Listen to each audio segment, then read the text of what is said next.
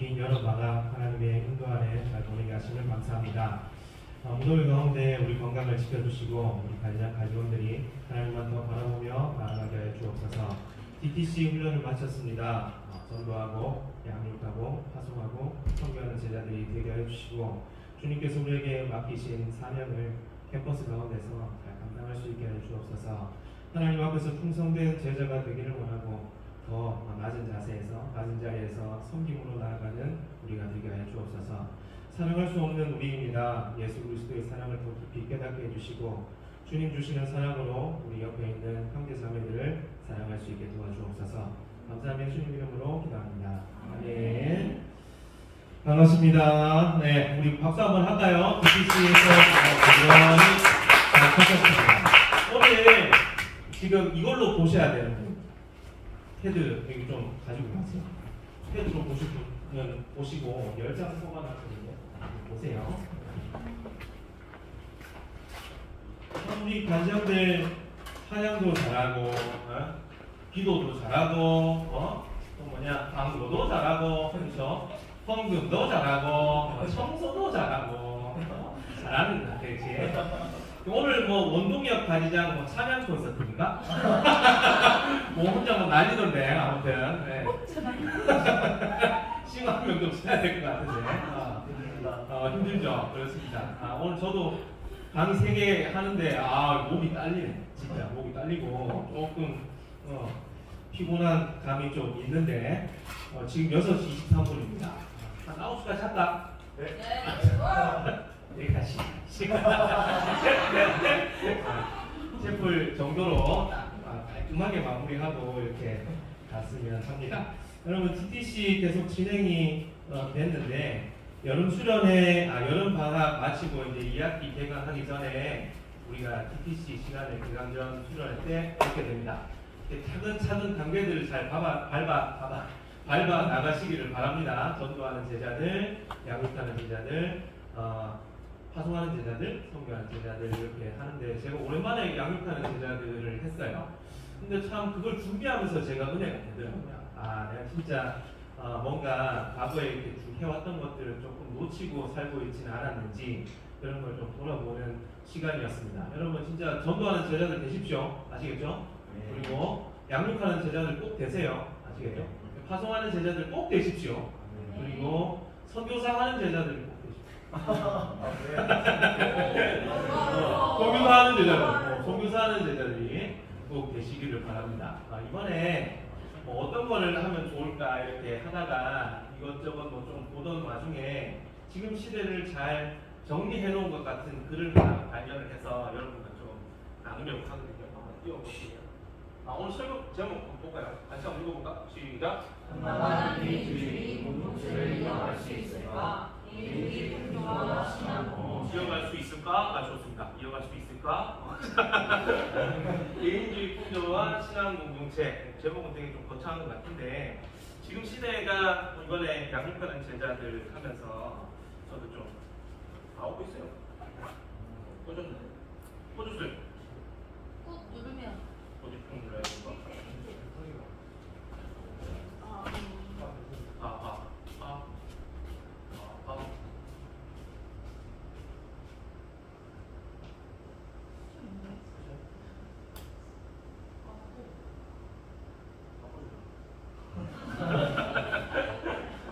바꿔주세요.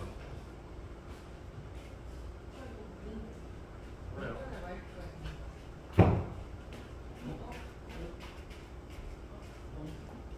우선 뭐 없나요? 우선.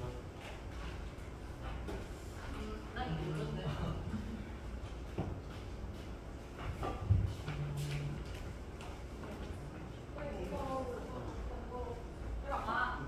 건전이 좋던데.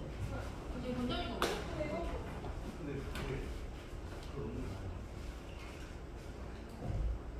잘할 수 있겠죠, 제가.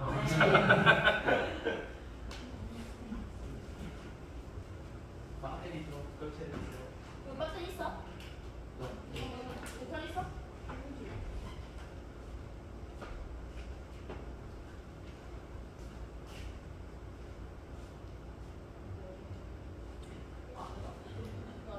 없어? 배터리가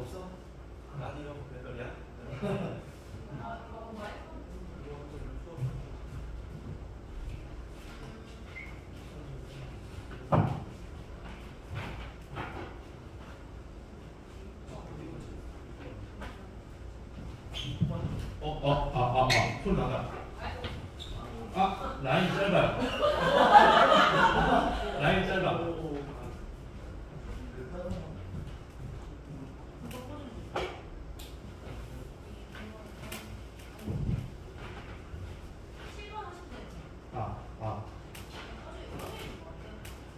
이것도 짧은데?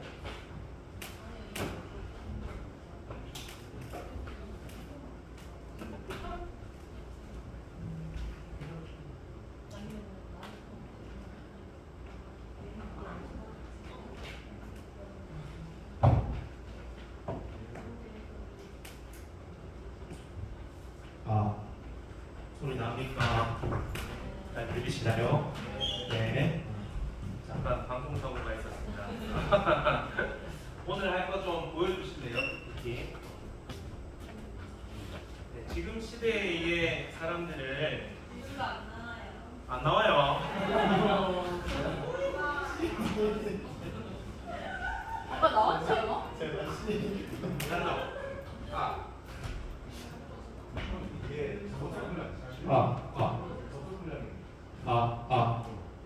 나옵니까? 네. 나오죠? 네.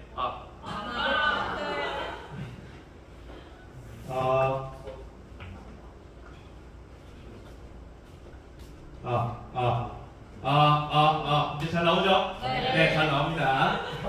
볼까요? 힘들다. 벌써 힘들다. 지치다. 자, 볼까요? 지금 시대 사람들 특징을 이야기하는데 이 특징은 거의 청년들일 겁니다. MZ세대의 특징이라고 볼 수 있겠죠. 맨 위에 제가 뭐라고 써놨죠? 집 밖으로 나오지 않는 사람들 이렇게 되어 있습니다. 실제 설문조사 결과 젊은 세대는 외출보다 집에서 혼자 있는 시간을 보내는 것을 압도적으로 선호하는 것으로 나타납니다. 좀 어떠세요? 주변의 친구들 봤을 때 혼자 이제 집에서 있는 시간들을 압도적으로 선호하는 경향이 많이 나타난다 이야기해요.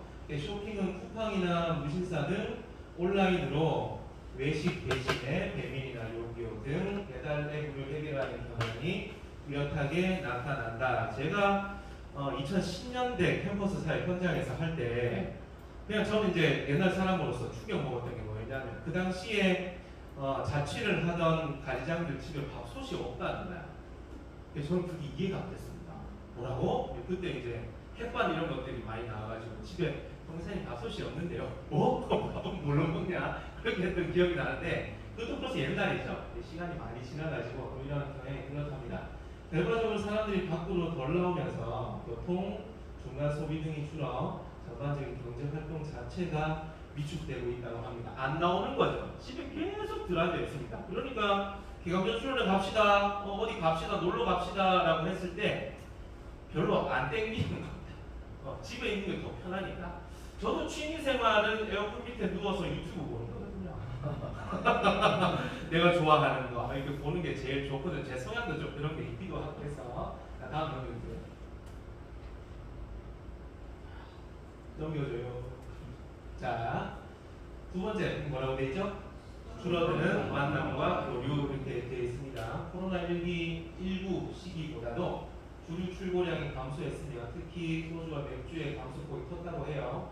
한때 열풍이었던 위스키, 하이볼 유행도 시들해지고 있으며 와인 전문 매장도 위축되는 추세라고 이야기를 합니다. 안 만나는 거죠. 혼자 그냥 집에서 즐기는 겁니다. 그냥 넘겨주세요. 젊은 세대는 친구 만남이나 데이트 시간 대신에 집에서 OTT 시청에 하루 평균 1시간 이상이라고 하는데 저 1 바꿔야 되는 거 아니야? 2나 3이나 4로 이렇게 그렇죠. 이상을 할애하는 유일한 유형이라고 설문조사 결과 그런 이야기 해요. 과거 이 시간은 주로 친구들을 만나 교류하고 소비하는 데 쓰였으나 이제는 집안에서의 개인적인 엔터테인먼트로 대체되었다고 합니다. 설문조사 결과 인간관계 축소를 오히려 어떻게 여긴다고 그러죠? 편하게 그냥 뭐 굳이 나의 인간관계를 넓혀 나갈 이유가 없는 거죠. 혼자서도 다 해결이 되니까. 그렇죠. 옛날에 혹시 그런 거 짤이나 이런 게 밈으로 본 적 있어요? 사진 같은 거? 과거에 핸드폰 없을 때 사람들이 약속 시간 기다리는 그런 사진 본 적 있어요? 본 적 있나? 거기 앉아가지고 그냥 다 딴 거 이렇게 누구는 신문 보고 책 보고 뭐 딴 데 보고 있고 뭐 이렇게 하잖아. 그렇죠. 그런 거 본 적 있는지 모르겠는데 지금은 이제 이렇다라고 말을 합니다. 혼자 있는 게 점점 더 편해지고 만남이나 교류가 점점 사라지고 있는 시대를 우리가 살아가고 있습니다. 넘겨주십시오. 그 다음 뭐라 그러죠? 다시 읽어볼까요? 시작 뒤에 심화되는 일자리 미스매치 이렇게 돼 있어요. 청년백 수 120만 명. 야 진짜 그때 추정 60분인가? 30대 쉬었은 인구 어마어마하게 많이 있다는 거 보면서 제가 한숨을 쉰 적이 있습니다. 30대 쉬었음 그러니까 구직 활동을 안 한다는 겁니다. 구직 활동 자체를 안 한다는 거죠. 그냥 쉬는 거예요. 쉬었음 인구 역대 최대 등 구직난은 심각한 수준입니다. 반면 기업들은 일할 사람이 없다고 아우성치는 일자리 미스매치 현상이 심화되고 있습니다. 여러분, DFC도 그렇습니다. DFC도 그렇습니다. 선교사들이 없다. 선교사가 없어. 그래서 선교사 하는 제자들. 알겠죠? 선교사 하는 제자들 기억하시고요. 여기 보세요. 이는 구직자와 기업 간의 눈높이 차이, 불안정한 고용 형태 증가 등 복합적인 요인이 작용한 결과라고 합니다. 결국 취업을 포기하거나 미루고 그냥 쉬는 젊은 세대가 늘어나고 있습니다. 시간이 점점 더 지나면 대학에도 안 오려고 할 것 같아요. 지금 이제 제가 말씀드렸죠. 저희 첫째 딸 혜윤이가 3, 4학번으로 들어오면 그때가 되면 캠퍼스의 상황이 또 어떻게 바뀌어 있을까 가늠이 안 된다. 어떻게 될지 진짜. 제가 우리 딸내미가 들어오기 전에는 나가야겠지? 그때까지 있어야 되나? 아무튼 그런데요. 넘겨주세요. 너무 읽어볼까요? 시작. 너무 비싼 거 많이 느끼죠? 그렇죠? 외식비, 식료품비 등 전반적인 물가가 너무 높아서 밖에 나가서 소비하는 것 자체가 큰 부담이 됩니다. 우리 가정들한테 밥 사주는 거 되게 좀 부담될 때 많이 있죠? 자기 밥 먹는 것도 힘들어 죽겠고 누구 밥을 사주고 커피를 사주고 눈치 없는 것들은 밥 한 번 사면 커피는 지가 사야 되는데 어때? 끝까지 다 얻어쳐먹으려고 하는 거예요. 놀고 싶고 이런 게 좀 있단 말이죠. 당황스럽다. 그런 눈치를 좀 챙깁시다. 그런 센스를 조금 챙기시고 힘들다면 어쩔 수 없고 힘든 것까지 이야기를 하는 거 아니에요. 아시겠죠? 자, 월세등 주거비용 부담도 커져 젊은 세대의 소비 여력을 또 감소시키고 있습니다. 넘겨주세요. 이러한 상황 속에서 MZ세대 사이에서는 무지출 챌린지 이런 거 들어봤나? 그냥 아예 돈을 안 쓰고 뭐 일주일 하루 사는 이런 챌린지들이 유행할 정도로 소비 심리가 많이 위축됐습니다. 기후변화로 인한 원자재 가격 상승, 과세 전생, 인건비 상승 등 비용 증가 요인이 겹쳐서 물가 부담이 더 커질 전망으로 이야기가 되고 있습니다. 넘겨주십시오. 이거 읽어볼까요? 시작. 결혼도 출산도 부실하지 않는 세대입니다. 여러분 제가 대표되고 나서 2010년 중반 정도 때 유행했던 사회 현상이 있습니다. 3포 세대라고 들어봤어요? 결혼 포기, 연애 포기, 출산 포기 이런 거였거든요. 그러면서 시간 지나면서 그 3자가 점점 늘어나더라고요. 5포 세대, 7포 세대, 그리고 결국에는 M포 세대 이렇게 하면서 갔거든요.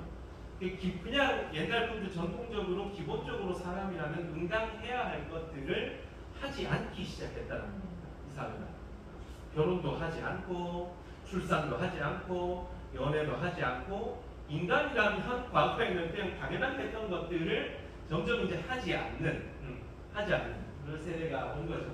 대한민국은 생산 가능 인구가 급격히 감소하고 고령 인구가 급증하는 인구 구조 변화를 겪고 있습니다. 고령화는 전체적인 경제 활력 저하를 가지고 오죠. 총인구 자체도 감소 추세로 돌아서서 장기적으로 국가 경제 규모 축소도 불가피하다 이런 이야기를 합니다. 여기 보실래요? 그러면서 자동화 기술을 발달하고 일자리 대체라는 이야기예요. 과거에는 이런 기술들이 나타났을 때는 새로운 일자리들이 만들어졌어. 자동차든 TV든 스마트폰이든 컴퓨터든 이런 기술 혁신이 있을 때는 일자리가 만들어졌다는 이야기죠. 근데 지금은 좀 어떻습니까? AI라고 이야기할 때 어때요? 생성 AI 등 최신 자동화 기술은 새로운 일자리 창출 효과보다 기존 일자리를 어떻게 하고 있습니까? 없애가고 있죠.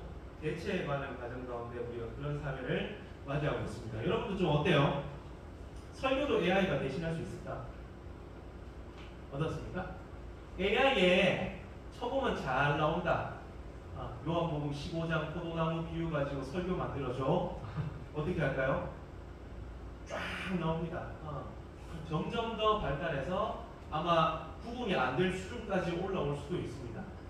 왜냐하면 앞에서 서서 보는 게 아니라 유튜브나 어떤 그냥 웹상을 이렇게 볼 때 전혀 구분이 안 될 수준까지도 올라올 수 있다는 이야기죠. 과거에는 어떤 것들이 일자리를 만들었는데 그에 반해서 지금 AI 기술은 발전하면 발전할수록 인간이 가지고 있는 것들을 다 뺏어가고 있습니다. 넘겨주십시오. 이게 뭐 이런저런 거. 자, 다음 보세요. 이거 조금 공감이 많이 됐는데 같이 읽어볼까요? 시작. 네. 움직이지 않고 집에 머무는 사람들이 그나마 활발하게 지갑을 여는 분야가 자신이 좋아하는 대상에 몰입하는 덕질과 반려동물 관련 소비라고 말합니다. 여러분 옛날에는 반려견이 아니었어. 뭐라고 불렀을까? 애완견이었어요. 애완견. 그리고 이제 더 옛날에 그냥 개 이렇게 불렀는 강아지, 무지개, 뽀삐 뭐 이렇게 불렀는데 이제 모든 것을 다 반려라는 것들을 갖다 붙이기 시작했어요. 반려식물, 그렇죠. 뭐 반려모 막 이렇게 갖다 붙이더라고요. 그리고 그다음 보면 과거 친구나 연인을 위해 쓰던 돈과 시간이 이제는 덕질국질 구매나 반려동물을 돌보는데 사용되고 있습니다. 여기 보세요. 유모차보다 반려동물 유모차, 개모차는 환대모차, 환대량이 더 높아지고 쇼핑몰, 여행상품, 호텔 등 다양한 분야에서 펫 프렌들리 서비스가 확대되는 추세입니다. 뭐 반려견 호텔 이런 거 봤어요. 이제 휴가나 어떤 걸 떠나려고 할 때 반려견을 호텔에 맡기는 거지. 얼마씩 주고. 그것도 돈이 싸지 않은 것 같던데 맡기는 걸 봅니다. 이런 소비 형태가 성장하고 있지만 본질적으로 사람 간의 교류와 활동을 대체하는 성격이 강해서 전체 경제에 미치는 긍정적 파급력은 제한적이다 합니다. 끝이죠? 더 있나요? 아니 끝이에요. 네. 네, 여러분 지금 이 시대를 보면 아까 양육하는 제자를 하면서도 나눴는데 점점 중심이 세계의 중심이 어디로 오고 있을까요? 누구에게 집중되고 있을까? 나. 그렇지. 나입니다. 우리가 바라봐야 할 대상은 누구시죠? 우리가 바라봐야 할 대상은 예수 그리스도이시단 말이에요. 그렇죠?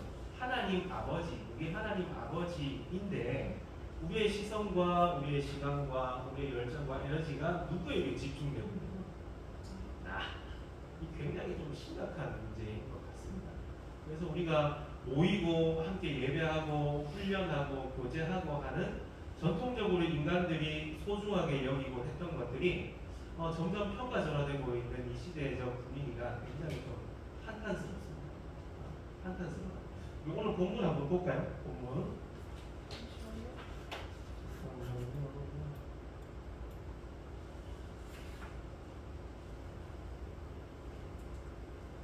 오늘 본문 사도행전 2장 46절 두 군데거든요. 그리고 히브리서 10장 25절인데 사도행전 2장 46절 같이 찾아서 한번 읽어봅시다.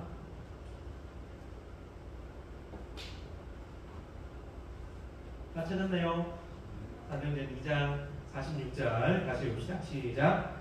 날마다 마음을 같이하여 성전에 모이기를 힘쓰고 집에서 떡을 떼며 기쁨과 순전한 마음으로 음식을 먹고. 제가 여기 이 말씀 왜 읽었을까? 핵심 문장 단어 한번 찾아볼까? 뭘까? 마음을 같이하여 말고 모이기를 히브리서 10장 25절 가볼래요? 히브리서 10장 25절. 채영아 제자 아니다. 자, 히브리서 10장 25절 10장 25절 찾아보세요. 다 찾았나요? 네, 같이 한번 읽어봅시다. 시작. 모이기를 패하는 어떤 사람들의 습관과 같이 하지 말고 오직 권하여 하나님 가까워올 것일수록 더욱 필요합니다. 자, 여기도 뭐가 나오죠? 모이기를 이렇게 했습니다. 여러분 시대가 아무리 변한다고 해도 교회의 핵심은 모이는 겁니다.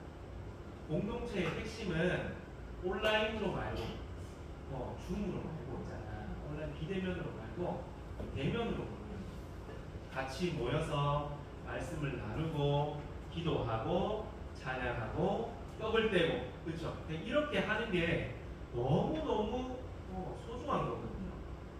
하나님께서 창조하신 어떤 인간의 법칙, 창조 세계에서 인간이 살아가는 어떤 것들 이런 부분에서 너무나 소중하고 귀한 것들인데 이런 것들이 무너져서는 된다 안 된다? 안 됩니다. 잘 지켜나가셔야 됩니다. 아시겠죠? 자 봅시다. 오늘 4쪽 정도 되는데 보고 마쳤으면 합니다. 자 개인주의와 시대 정신 보이십니까? 자 일단 오세요. 개인주의의 정체 한번 봅시다. 개인주의의 한글 사전적 정의입니다. 국가나 사회보다는 그것을 구성하는 개인의 의와 존재에 더 큰 가치를 부여하고 개인의 권리와 자유를 존중하는 정치 철학의 사회 철학을 개인주의라고 이야기를 해요. 르네상스와 종교개혁을 거치면서 개인의 가치를 자각하게 된 이후에 근대 민주주의의 발달에 따라 개인의 정치적 권리와 자유를 중시하면서 널리 정착되어 이제는 민주주의의 기본적 전제가 되었습니다. 다른 사람이나 사회 전체의 이익을 무시하고 자기 자신만의 이익을 추구하는 이기주의적 방식을 진정한 개인주의와 혼동해서는 안 될 겁니다. 이기주의와 개인주의를 혼동해서 이해해서는 안 될 겁니다. 개인주의라는 개념은 서양 역사에 깊이 뿌리를 내리고 있고 사회생활의 각 분야에 포괄적으로 영향을 미치고 있습니다.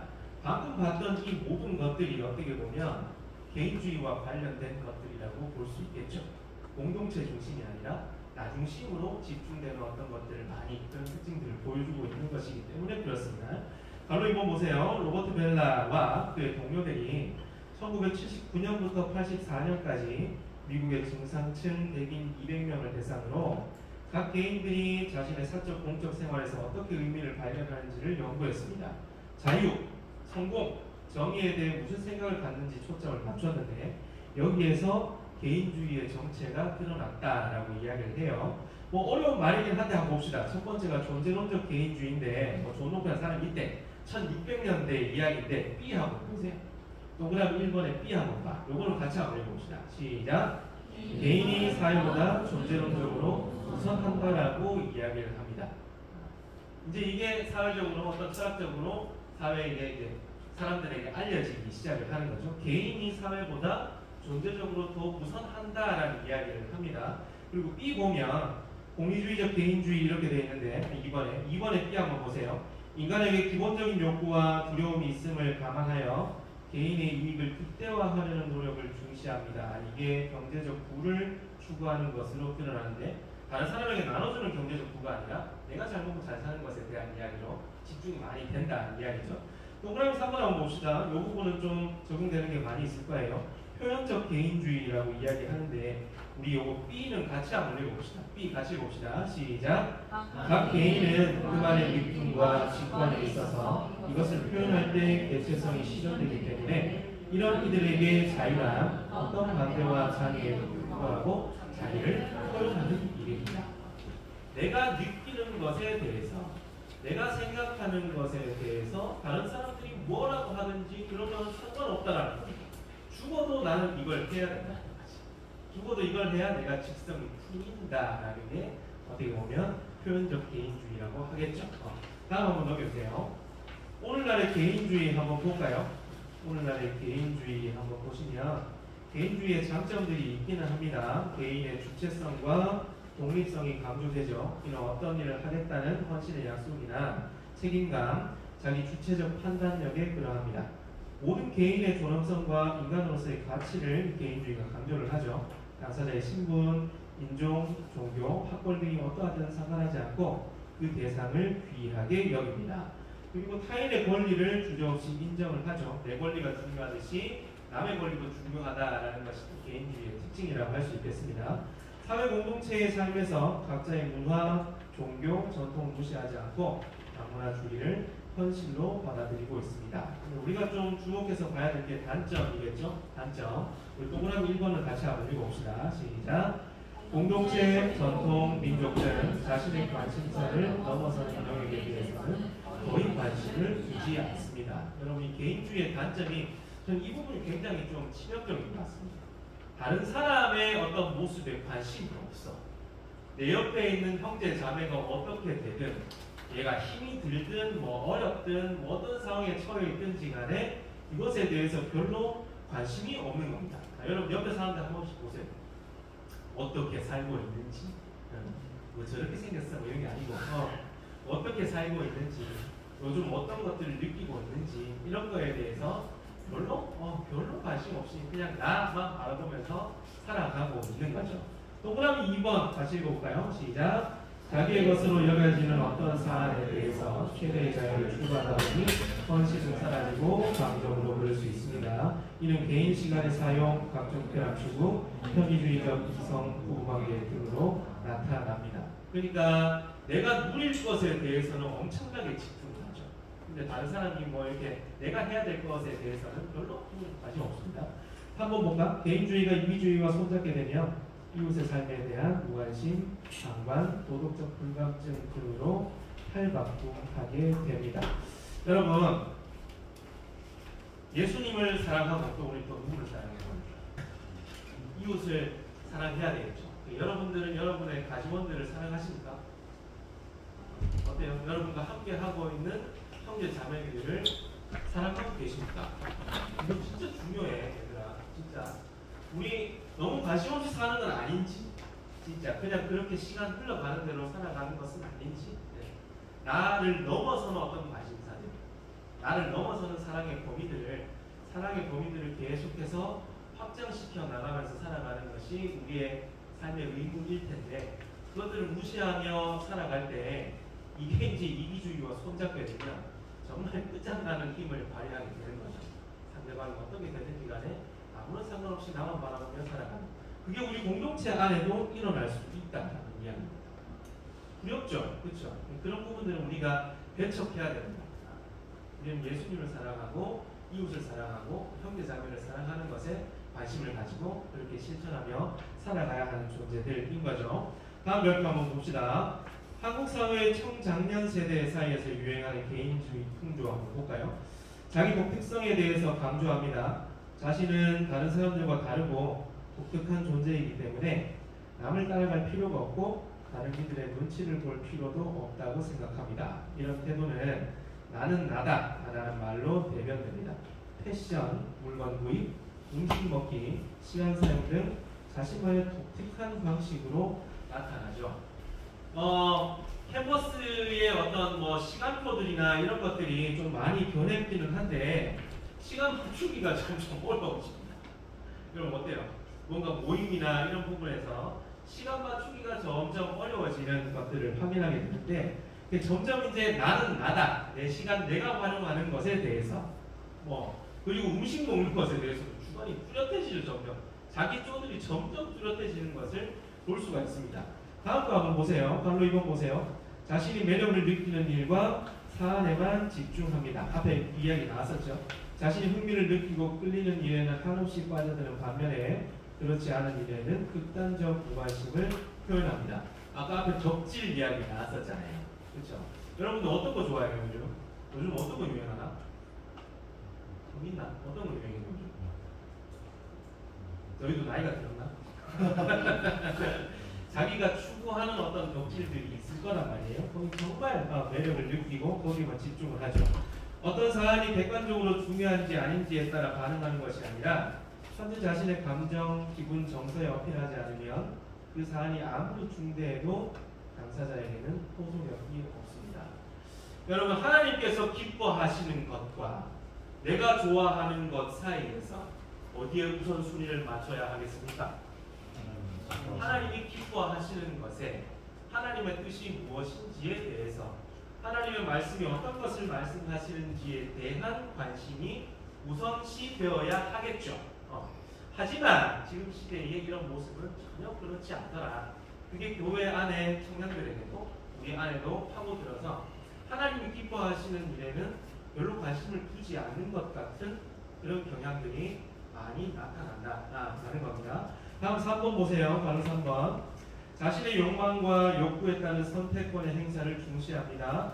내가 원하는 대로 선택할 수 있고 또 그렇게 선택하는 것이 자신을 살아있게 만든다고 생각합니다. 무엇이든 자신이 원하는 대로 할 수 있는 정도만큼 존재의 의의를 느낍니다. 이는 새로운 세대의 라이프 스타일이며 그들의 삶의 환경이죠. 소유물이나 시간 사용 등에서 그들만의 특징이 드러나고 있습니다. 3쪽 넘어오세요. 바로 4번 보시면 선택과 결정에서 뭐를 극대화한다 그럽니까? 자기 결정 능력. 그렇죠. 아까 그랬잖아. 나. 결론은 나입니다. 내가 좋아하는 것, 내가 사랑하는 것. I love me죠. 그렇죠. 나를 너무 사랑하니까 그렇게 되는 거야. 어떤 일이나 행동의 결정권자는 자기 자신이고 자신의 선택에 영향을 주는 요인은 순전히 자신의 내부에 있습니다. 그래서 누가 간섭하는 거 싫어하죠. 이런 부분에서 부딪혀가지고 송교사님이나 가장 가족들끼리 또 한판 하는 그런 일들이 가끔씩 일어납니다. 내 인생 내가 사는데 당신이 왜 그러는 거죠? 네가 왜 그러냐 라고 하는 겁니다. 내가 알아서 할 테니까 송교사님 신경 쓰지 마세요. 내가 내 인생 알아서 할게요. 송교사님 수련회 제가 알아서 다음에 가고 싶을 때 갈게요. 더 이상 강요하지 마십시오. 이렇게 나오는 겁니다. 자, 다음 동그라미 2번. 과거에는 자신의 선택이나 결정에서 외적 요인이 큰 비중으로 차지했으나 오늘날에는 오직 자신의 판단과 욕구만이 그 역할을 감당합니다. 이러한 시대 정신 가운데 그리스도인들조차 교회의 예배와 모임, 봉사를 등한시하고 재정적 참여 또한 소홀하게 여기게 되는 현상들이 많이 나타납니다. 예전에 제가 헌금에 대한 이야기를 좀 하기는 했는데 여러분들의 헌금 생활도 좀 잘 돌아보시기를 바라요. 우리 DFC는 100% 후원에 의해서 진행되고 있습니다. 성사님도 마찬가지고 공동체 부분에 있어서도 그렇고 여러분들 아직까지 학생이라서 재정에 대해서 크게 버는 거나 수입이 많이 없지만 졸업하고 난 다음에 그런 부분들을 좀 깊이 생각해 보시기를 바랍니다. 성사님들의 후원이나 헌금에 대해서도 여러분들이 자발적으로 참여하실 수 있었으면 합니다. 자, 다음 봅시다. 교회 공동체 한번 볼까? 교회 공동체, 교회의 공동체적 면모입니다.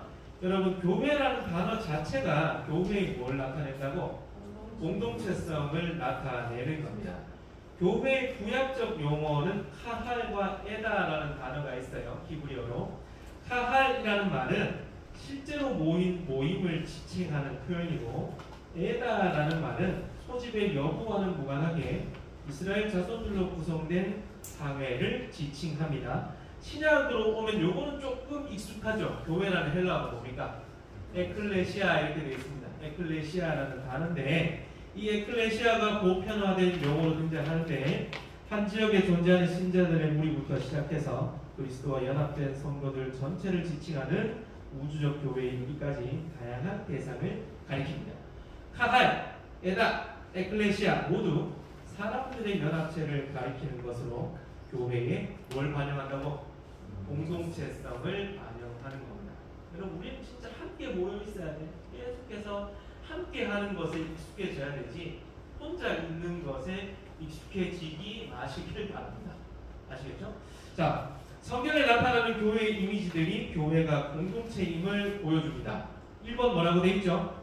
교회를 하나님의 백성, 그리고 두 번째는 그리스도의 몸, 그리고 하나님의 나라, 그리고 하나님의 가족, 그 다음 하나님의 양떼, 그 다음 하나님의 포도원 이렇게 되어 있습니다. 혼자 있는 이미지가 아니거든. 같이 있는 것에 대한 공동체성에 대한 이야기를 이 이미지가 계속해서 우리에게 보여주고 있다는 이야기입니다. 바로 3번 요거 같이 한번 읽어봅시다. 시작. 교회 구성원들 사이에 이루어져야 할 바를 가르치며 서로 하는 표현을 사용하는데 이 또한 교회가 공동체적임을 드러내는 것입니다. 여러분, 우리가 오늘 양육하는 제자들 하면서도 이야기했지만 예수님께서 발 씻기시면서 뭐 사랑해라 그러셨어요.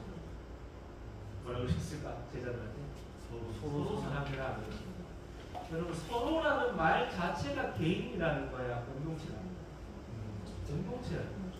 그렇죠? 같이 있는 거. 서로 혼자 있는데 서로 하면 이건 조금 병원 가봐야 되는 거야. 혼자 그렇죠.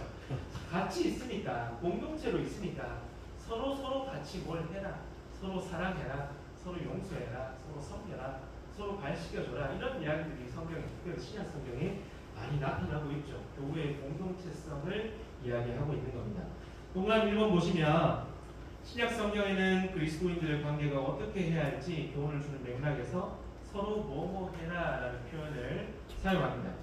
예수님은 제자들에게 서로 발을 씻어주라, 서로 사랑하라고 하십니다. 바울도 그리스도인 사이에 이루어져야 할 것에 대해서 서로 뭐뭐함과 같은 많은 내용을 제시하고 있습니다. 여러분 우리 서로 사랑해야 되겠죠? 그렇죠? 서로 기도해 줘야 되고 또 서로 말씀을 나눠야 할 것이고 또 서로 좋은 것들이 있다면 하나님 앞에서 기쁨으로 감사함으로 나누고 하나님께 나아가야 할 것입니다. 마지막입니다. 자, 가지장 여러분 제가 뭐라고 써놨죠 옆에? 전도 양육 파송 이거 선교. 뭐예요? 오늘 한 거잖아요. 그렇죠? 여러분 제가 이번 여름 방학 동안 그리고 오랜 기간 동안 기도하고 고민한 것이 있었어요. 뭐냐면 진짜 사역의 방향성을 어떻게 해야 하는가. 우리가 진짜 사역을 하고 있어가지고 우리 공동체가 어떤 방향에 집중하며 뭐 당연히 지금까지 해왔던 게 있지만 어떻게 하는 것이 옳은가에 대한 것을 지속적으로 꾸준히 생각을 하는데 이번 여름 방학 때 어느 정도 좀 해답을 얻은 것 같습니다. 좀 해답을 얻은 것 같은데 우리 공동체가 집중해야 될 것이 제가 여기 써놓은 단어들입니다. 다시 한번 읽어볼까요? 시작. 가지장, 전도, 양육, 파송, 선교입니다. 여러분 교회를 이제 두 개로 보통 나누려고 하면 하나는 지역 교회와 그리고 파라처치 선교 단체로 나눠볼 수 있겠습니다. 지역 교회는 우리가 다니고 있는 어릴 적부터 나고 다니고 있는 교회를 가리키는 표현일 것이고 우리는 뭡니까? 선교 단체잖아요, 그렇죠? 파라처치란 말이에요. 그래서 우리가 선교 단체로서 이 땅의 교회 역할을 감당하기 위해서는 선교단체가 가지고 있는 어떤 사명, 선교단체가 추구하고 있는 것에 좀 더 원색적으로 접근해야 하지 않나 이런 생각을 좀 많이 하게 됐어요. 자, 다음 별표 한번 보세요. 별표. 캠퍼스 선교단체의 사명 한번 봅시다. 선교단체의 핵심은 선교에 헌신하는 자원을 키워내는 겁니다. 아멘이십니까? 여러분 우리 공동체의 핵심은 선교에 자원하고 선교에 헌신하는 사람들을 세워내는 겁니다. 그렇죠? 동의하시죠? 이번 보세요. 아무리 시대가 개인주의적 경향으로 흘러간다고 해도 지켜내야 할 것은 지켜내야 합니다. DFC는 캠퍼스 안에서 뭐 하는 겁니까? 제자 낳는 제자의 사명을 감당하기 위해 부름받은 공동체입니다. 우리가 만약에 제자를 낳지 못한다라고 한다면 캠퍼스에서 우리가 선교단체로서 존재해야 할 이유가 사라지게 되는 것이죠. 여러분 좀 어떻게 생각하세요?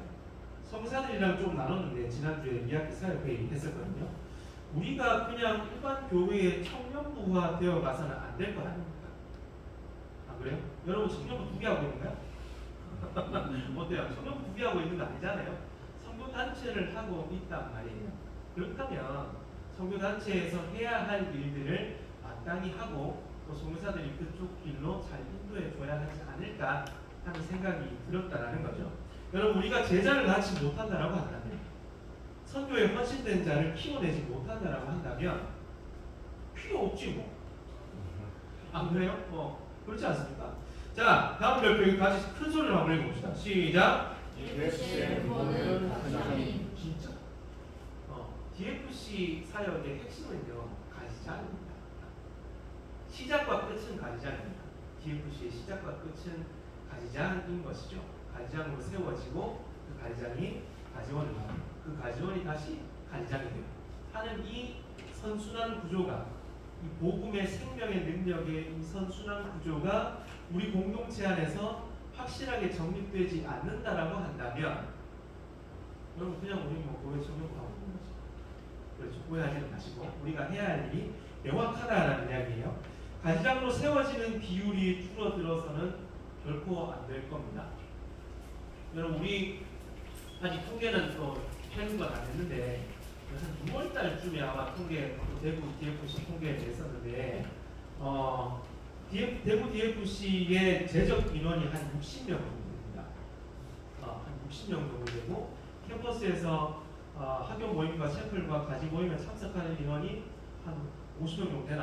한 그 정도 되거든요. 나와가지고 이렇게 참석하고 하는 인원들이 이 정도 되는 건데 가지장으로 세워지는 비율이 점점 떨어져요. 가지장을 못 해보고 졸업하는 사람들이 많이 늘어나고 있는 것 같습니다. 좀 안타깝죠. 그리고 선교사로서 책임감도 느낍니다. 아, 내가 사역을 제대로 하고 있는 것이 맞는가? 내가 이 학생들에게, 이 가지장 가지원들에게 정말 명확한 어떤 선교에 대한 것들을 가르치고 있는가? 스스로 좀 돌아보는 거죠. 우리 성사님들도 그 부분에 대해서는 동의하실 거예요. 바로 이거 보시면 가지원을 낳고 양육하는 것을 여러분 귀찮아해서는 안 됩니다. 불편해서는 안 돼요. 그냥 시간 흘러가는 대로 뭐 좋네, 재밌네, 쳇바퀴 막 돌리고 여기서 돌리고 재밌었잖아요, 그죠? 근데 너무 필요한 거예요. 근데 핵심은 우리가 가지장이 되어서 가지원을 낳는 거다라는 이야기입니다. DFC의 공동체의 모든 역량을 가지장 세우는 데에 집중을 해야 할 것입니다. 그리고 여러분들이 DFC를 하는 주된 목적이 가지장이 되는 것에 집중을 하셔야 할 겁니다. 이곳에 와서 새로운 사람을 만나고 또 훈련을 받고 위로를 받고 사랑을 받고 하는 것도 중요하겠지만 우리의 핵심 목표는 뭐가 되는 거라고? 뭐라고? 가지장. 뭐라고? 가지장이 되는 겁니다. 그렇죠? 가지장이 되는 것입니다. 가지장은 같이 마지막 별표 같이 한번 읽어봅시다. 시작. 가지장은 전도, 양육, 파송, 선교에 특화된 존재입니다. 동의하십니까? 응? 동의하십니까? 가지장은 선교사는 전도, 양육, 파송, 선교에 특화된 존재입니다. DTC 교육을 통해서 전도, 양육, 파송, 선교 이 단계들을 잘 밟아 나가시길 바랍니다. 전도, 양육, 파송, 선교는 기독교 신앙이 교회 바깥으로, 세상으로, 바깥으로 뻗어나가야 함을 보여주는 기독교 신앙의 핵심 단어들이라고 볼 수 있겠습니다. 그렇죠? 은혜 받고, 뭐 사랑 받고, 뭐 그것도 마찬가지 뭐 밖으로 뻗어나가는 거긴 하지만 이 단어만큼 노골적으로 바깥으로 뻗어나가는 단어는 없는 것 같아요. 전도하고, 양육하고, 파송하고, 선교하는 거. 우리의 신앙이 바깥으로 뻗어나가야 한다는 것을 가장 잘 보여주는 핵심 단어들이죠. 그래서 여러분 부지런히 전도하시고 양육하시고 또 그 양육자를 세우는 그 파송의 단계들을 경험하시고 또 뒤에 선교의 역할까지도 하게 됩니다. 여러분 우리 공동체가 계속 쪼그라들고 약화되는 것 같이 느껴지는 이유가 우리 공동체가 가지고 있는 가장 근본 사역을 잘 안 하는 것 같기 때문에 그런 겁니다. 가지장을 못 세워내고, 그렇죠? 여러분들이 가지장이 안 되고 그냥 4년 지나고 졸업해버리고 이런 일들이 그냥 뭐 계속 일어나고 있으니 공동체의 힘이 점점 빠지는 것이 아닌가 그런 현상을 진단을 해보는 거죠. 여러분 이것을 혼자 개인이 감당하기는 어렵습니다. 그래서 같이 하는 거야. 같이 하는 거. 공동체로서 같이 하는 거죠. 바로 4번 마지막으로 같이 한번 읽어봅시다. 시작. DFC 공동체가 함께 전도, 양육, 파송, 선교에 특화된 가지장들을 세우는 때 캠퍼스에 소망이 있을 겁니다. 아멘이십니까? 네. 여러분 진짜 여러분들이 전도하시고 양육하시고 파송하시고 선교하는 그 일을 여러분들이 캠퍼스에 계실 때 경험해 보시고 졸업하십시오. 그렇게 사역하려고 저희도 애쓰겠습니다.